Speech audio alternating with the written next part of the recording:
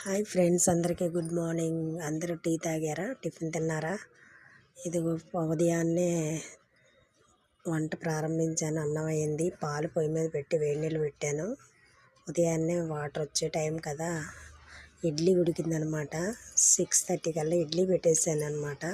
ఎందుకంటే 7:30 కల్లా రెడీ చేసేయాలి అన్నీ. కొబ్బరి కోరమని చెప్పాను, కొబ్బరి చట్నీ చేద్దామని.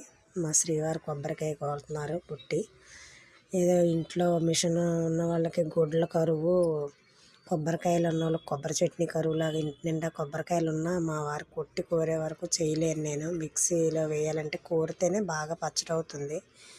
ఇది మా అబ్బాయికి ఏమో స్నాక్స్ అనమాట, బ్రేక్కి.